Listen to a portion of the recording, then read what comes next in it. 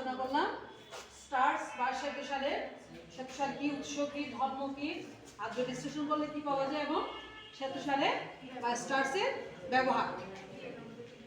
তাহলে স্টার্স বা শ্বেতসারটা কি?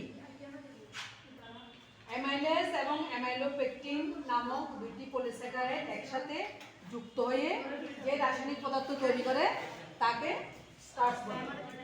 স্টার্সের উৎস কি? উৎস হচ্ছে ধান, গম, আলু। কোথায় পাওয়া যায়? ধানে, গমে এবং আলুতে। স্টার্সের ধর্ম কি? ধর্ম হচ্ছে বর্ণহীন, গন্ধহীন, স্বামীহীন পাউডার জাতীয় একটি রাসায়নিক পদার্থ হচ্ছে স্টার্স। ধর্ম হচ্ছে এটা পানি, ইথার এবং অ্যালকোহলে অদ্রবণীয়, আয়োডিন দ্রবণে নীল বর্ণ ধারণ করে, এটা একটা ধর্ম। ফেনিক দ্রবণ স্টার্স কর্তৃক বিজারিত হয় না। স্টার্স ভেঙে ডেক্সট্রিন ও ম্যালটোজ হয়ে গ্লুকোজে পরিণত হয়। তাহলে স্টার্স শেষে কিসে পরিণত হয়? গ্লুকোজে পরিণত হয়। তাহলে এই স্টার্সকে আদ্র বিশ্লেষিত করলে কি হয়?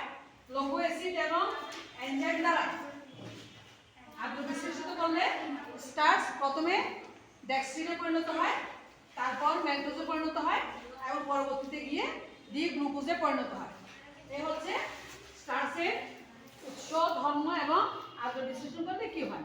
এখন আসলে ব্যবহার। স্টার্সের ব্যবহার থেকে আমরা প্রথমে দেখতে পাই এটা আমরা খাদ্য হিসেবে ব্যবহার হয়।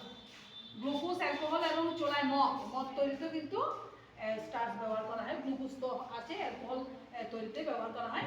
শক্তি এবং জীবদেহের শক্তি এবং কার্বন অণু সরবরাহ করে স্টার্স। এবং কাগজ এবং আটা প্রস্তুতে স্টার্স ব্যবহার করা হয়। সার সংশ্লেষণে এই যে গ্লুকোজ তৈরি হয়, গ্লুকোজের বেশিরভাগই স্টার্সে রূপান্তরিত হয় এবং সঞ্চিত হয়ে আমাদের জীবদেহের মধ্যে থাকে। পরবর্তীতে আমরা সেলুলোজ এবং গ্লাইকোজেন এর ধর্ম ব্যবহার নিয়ে আলোচনা করব। ধন্যবাদ।